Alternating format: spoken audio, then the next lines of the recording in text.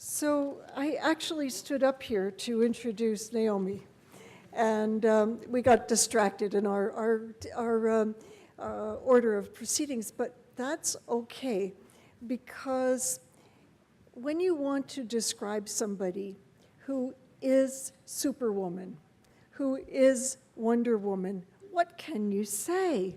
So the fewer words I use, the more you will read between the lines, and the more you will be impressed with this incredible person. She has currently at least 5 careers. They're all going simultaneously. She is a businesswoman, Executive Vice President of Campro Investments, Director of the Board of the Azrieli Group Limited. This is not a simple thing that she just did. It's building on a past where she worked in banking, she worked in real estate. She has a serious financial business career. She's also CEO of the Azrieli Foundation, and that is not an easy job. It is very difficult to give and to give wisely. She is a community leader on the board of the Jerusalem Foundation of Canada, on the board of Technion Israel Institute of Technology in Haifa, co-chair of Carleton's campaign. She is a true servant of the community. She is a historian with a PhD from Oxford, the highest academic degree one can hold, and a speaker, a publisher, an editor. Moreover, she's a mother, a spouse, a sister, a daughter, a mentor, and a friend. She is a friend to many of us in this room, and therefore she needs no further introduction. And it is my great privilege to welcome her to the podium. But she insists that we show this little film before she comes to the podium. So would you please applaud her now, and when the film is over, applaud again. Thank you. Good evening, everyone. I felt strongly that that was a good introduction, much as I was so honored and touched by Roseanne's words. This is what we do. And much as I'm truly, truly honored, and it's a great thrill for me, really, to accept this honor, the honor is to what we're doing and to the survivors who are doing it. And it also goes to my team of wonderful people who are here who help us do the work that we do. Mesdames et messieurs, ladies and gentlemen, to my friends, I look around and I see my many old friends and many new friends, and my heart is full, so full. Good evening, everyone. The work that we do in publishing memoirs and in perpetuating memory in this way is particularly dear to my heart. Notre travail de publication des mémoires de survivants me tient particulièrement à cœur, et donc le fait d'être honoré me touche profondément. And as I said, it's not only an honor to me, but to all of my team who make it possible. I think I'd like to begin by telling you a little more about the program and what we do, how it came into being, how it has evolved, and I'd also like to explore with you the particular power of storytelling, of first-person memoir. And it's a particularly powerful medium both in Holocaust education and commemoration, but also more generally in education about responsibility, about citizenship, about action, about tolerance, and about acceptance of diversity. Comme vous l'avez vu dans le film, le point de départ de ce programme est l'expérience personnelle de mon père lorsqu'il a travaillé à l'écriture de ses propres souvenirs. And as David Azrieli found out firsthand, dealing with memory and writing a memoir is very difficult. My father now talks a great deal about his experiences, but when I was growing up, that was not the case. Like many survivors, it was very common to want to put the horror and loss behind them, to move on, to build new lives and families. And as an eternal optimist, as he calls himself and as he is, it was imperative not to dwell on it, to move on. And yet, as the poet Maya Angelou has said, there is no agony like bearing an untold story inside you. And largely spurred on by the fall of the Berlin Wall, in fact, and the opening up of Eastern Europe, with all of its lieux de mémoire, really this was the geography of my father's childhood, he felt compelled first to talk, finally to talk, and then to write. The process took him 10 years, 10 years. And when David came to the end of his own long road, engaging with his memories, getting it down on paper, he had his manuscript. He discovered he was very, very lucky because he found a publisher, by the way, not a Canadian publisher, interested in his book, and it was published quite quickly. But he suspected at the time that there were many survivors in Canada who were simply not so lucky.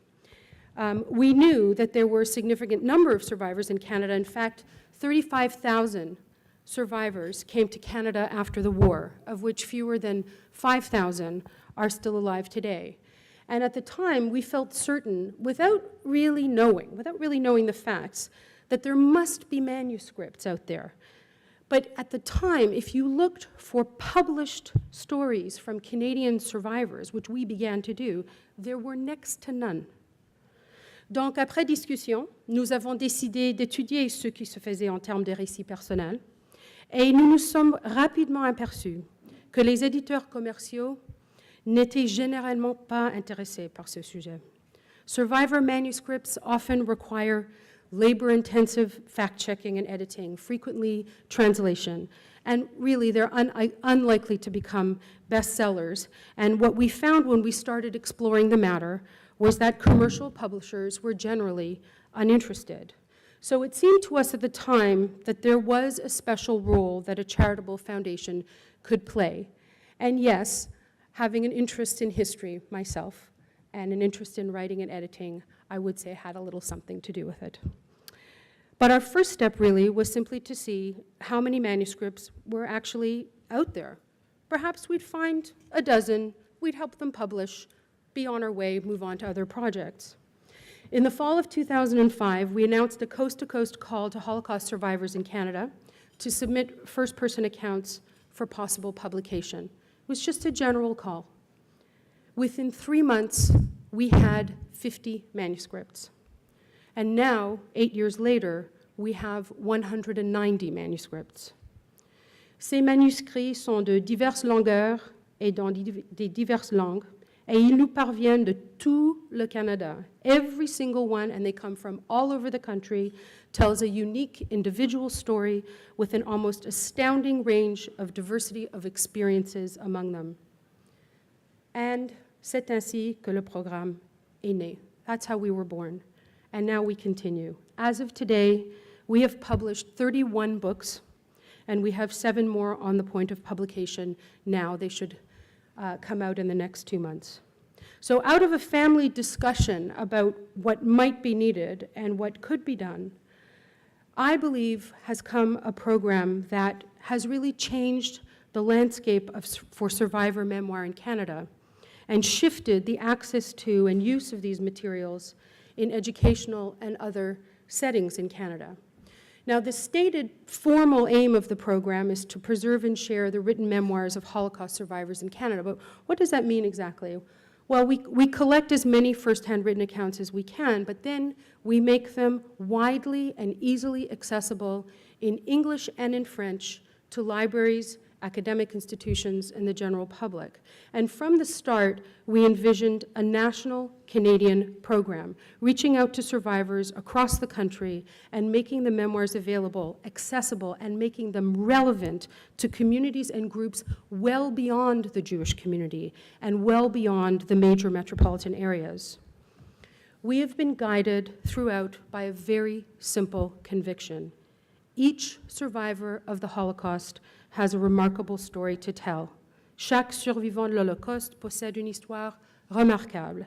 And we also, from the start, believed strongly in the particular importance of the medium of memoir, that is, stories told personally and intimately from the immediate perspective of those who lived through it. Ces mémoires ont la faculté de rendre l'histoire vivante. Personal stories can put a face on what was lost and allow new generations of readers to grasp the enormity of what happened, one story at a time. And while we certainly had and have a mission to commemorate those who perished, because we must never forget that the stories of the millions of victims can never be told. So although that's a critical part of our mission, we also wish to celebrate the survivors and honor those who risked their lives to help others, those who through acts of courage and kindness and decency at a time when such acts were very, very rare, helped the persecuted maintain their faith in humanity and keep the courage to endure. La nécessité de parler, d'écrire et de témoigner et notre mission de diffuser ces récits à travers le pays sont tout d'abord des gestes de commémoration, mais elles constituent aussi des leçons plus générales de tolérance et de respect, d'acceptation de la diversité et du caractère sacré de la vie et de la dignité des hommes. Cette sacralisation de la vie et de la dignité de chaque être humain est la fondation même de toute civilisation, et c'est cette notion qui a été complètement anéantie durant l'Holocauste. Along with these convictions, we also had a strong sense of urgency. Time is short. The very last witnesses of the Holocaust will not be with us for long. So we have been working these last 6 years with a heightened sense of urgency, a sense of mission even, to save these stories. Those are our convictions and the imperatives that have guided us. And in doing so, we've created a program that is unique in several ways. First of all, our program, you know, I used to lecture at university, and I could probably do this without a mic. So how is our program different and unique? Because I think we've created something very, very special in this country. And the first reason is simply that ours is the only program to focus uniquely on Canadian survivors. Another aspect is that we don't publish interview testimony, but rather what we do is the story as written, as told by the survivor. And I think this is an important point. The memoirs we publish give the reader what this particular author wanted and could tell in the manner they were able or wanted to tell it. And in this way, they are life stories as well as Holocaust stories. Most of our memoirs also talk about what it was like to come to Canada after the war and are thus windows to an immigrant and refugee experience that has very wide resonance among Canadians today. So they are Canadian stories and not just Holocaust stories. Ours is a fully bilingual program, le seul programme qui s'engage à publier ce type de mémoire en anglais et en français. And we also accept manuscripts in languages other than English or French, such as Yiddish, and devote resources to translating them. But most of all, we aim to make the memoirs we receive as accessible to readers as possible. We do very careful editing. We do rigorous fact-checking of the manuscripts. We commission original introductions to provide context that are frequently missing from the manuscript itself. We commission original maps, do original glossaries, and all of this is with a view to producing a very high quality and accessible book. And as I mentioned before, working with these manuscripts is indeed a labor-intensive process, but I'm proud to say it appears we are doing something right, because to date, 14 of our books have received book awards.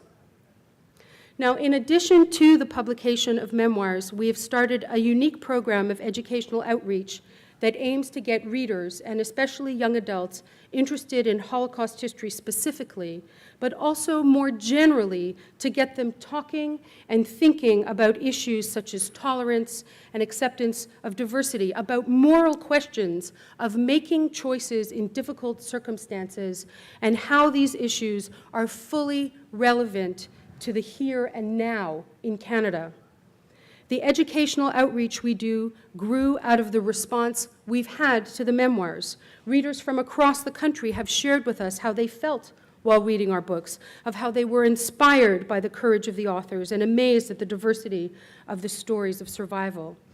Librarians are in touch with us all the time about how important these resources are. Secondary and post-secondary educators have commented on how important it is to have Canadian and bilingual resources to turn to, of the importance for educators of having them free of charge, because to educators and librarians, we make the books available free of charge.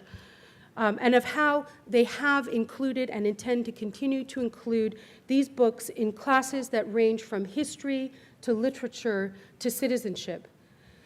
It quickly became clear to us that the main question facing educators and community leaders at all levels was how to engage Canadian readers and students whose first response might be that this all happened long ago and far away, and who often think that by watching a popular film, they've learned all that they need to know about the Holocaust. Canada doesn't have any lieu de mémoire. The Holocaust didn't happen here. Why should we care? It happened a long time ago. Why is it important? And this issue will only become more difficult when we no longer have first-person witnesses with us. Ladies and gentlemen, the compelling and powerful nature of first-person narrative is a very powerful response to this.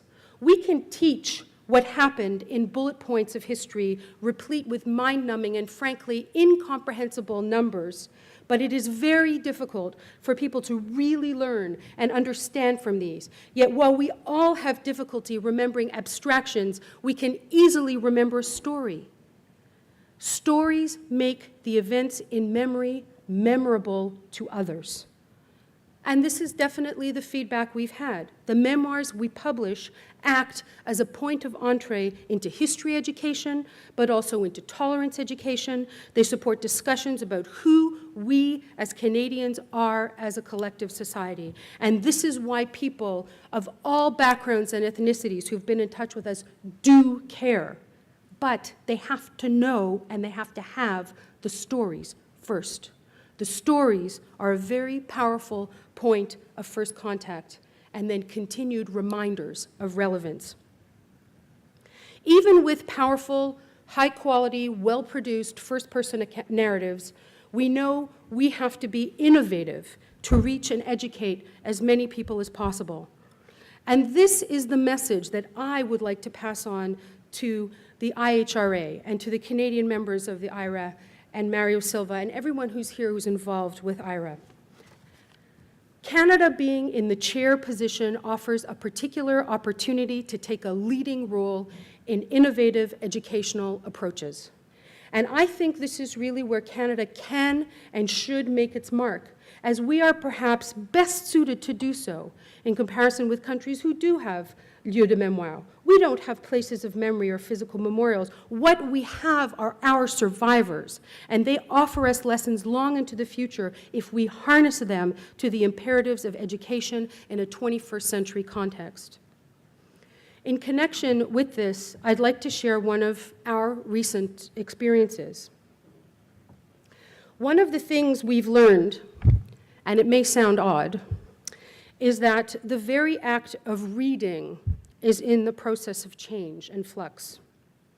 Students and young adults today and in the future will have spent their entire sentient lives online, and the information they consume, create, and share online fundamentally shapes their worldview, how they see themselves, and how they interact with others.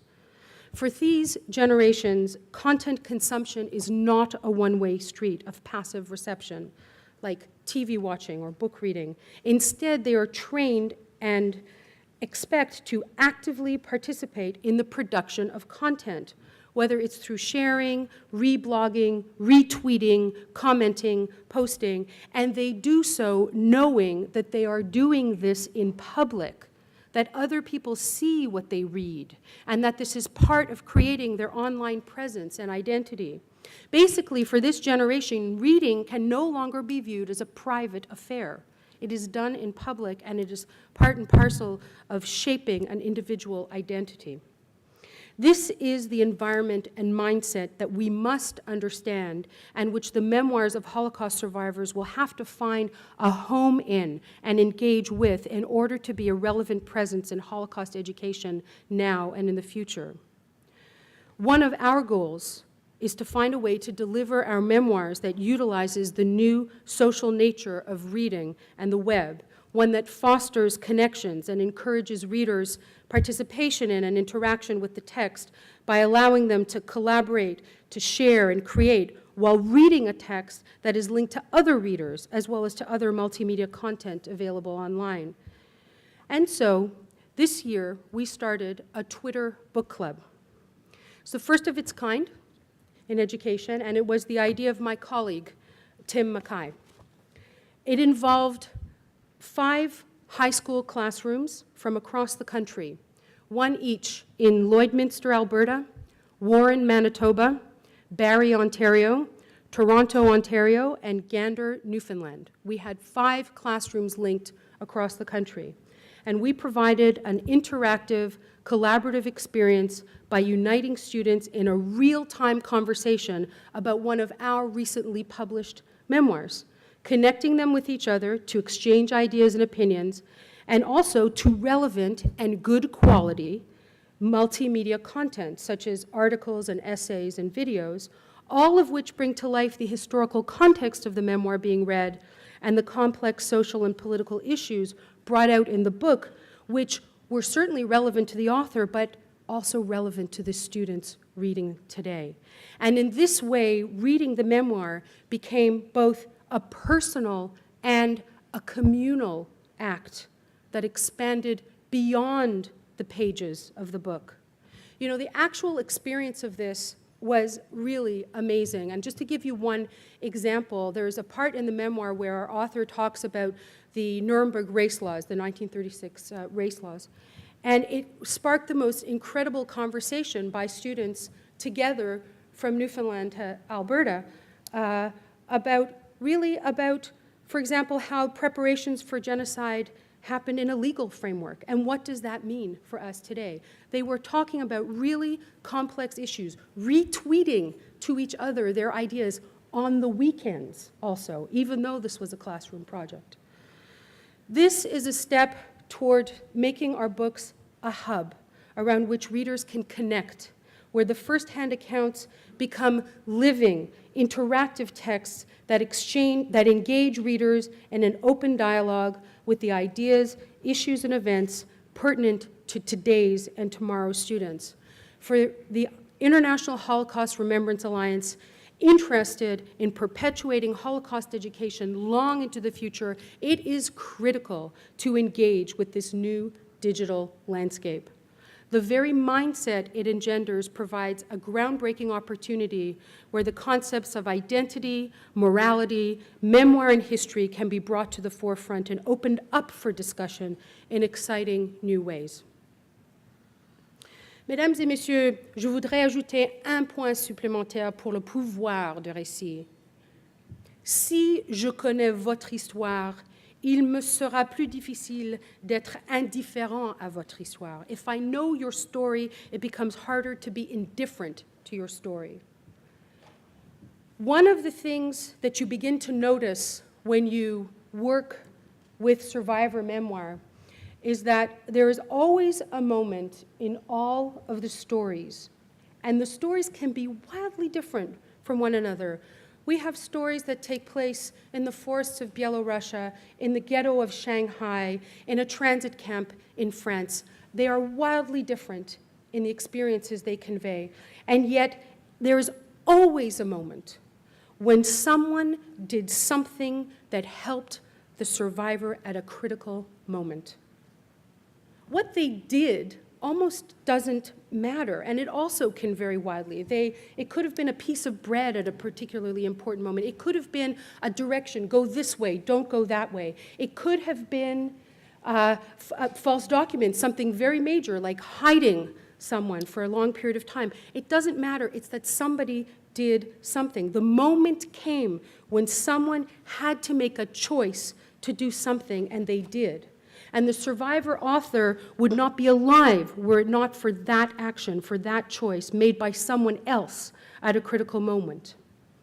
And these moments, by the way, are also the moments that our readers are invariably most drawn to, that moment that someone makes a choice.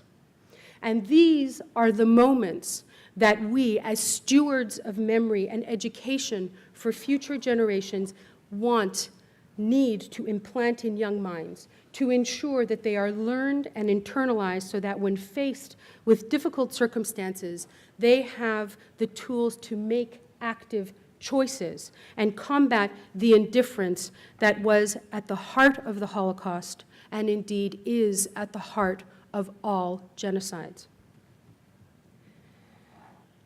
I have heard it said that at the end of your life, it is not your possessions or your achievements that will matter to you or to others.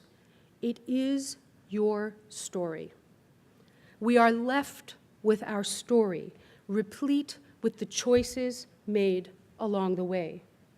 For us to honor those who perished and those who survived, we must read and engage with and heed these stories, and in doing so, celebrate what the poet Gertrude Hausmann called the dominion of choice.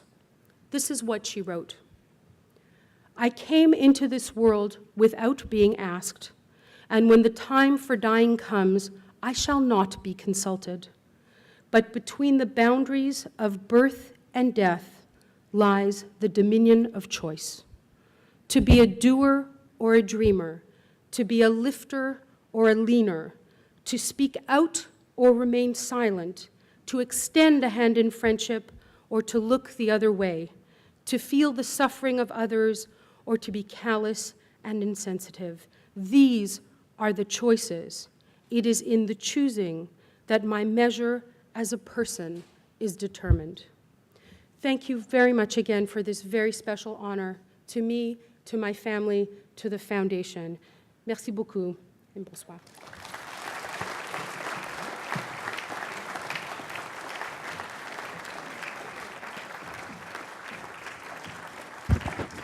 My goodness, earlier this evening, the Honorable Mr. Cutler said that we should speak truth to power. I think tonight we've heard truth powerfully.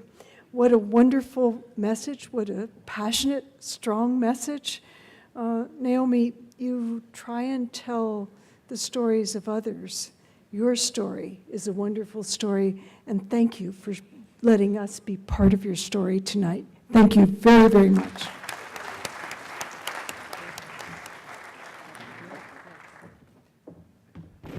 Dr. Friedman has a certificate, and it's a plaque honoring Naomi for her speech tonight, for her life's work, for all she has done and all she will do. Thank you.